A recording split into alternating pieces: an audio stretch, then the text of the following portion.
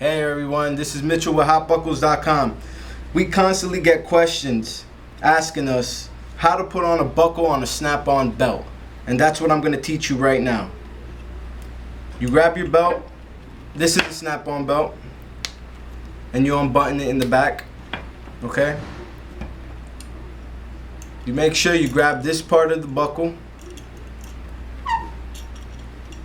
and you put it through.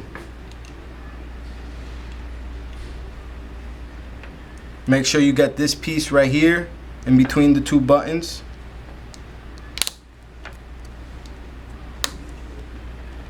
And there you have it. That's how you put on a buckle on a snap-on belt.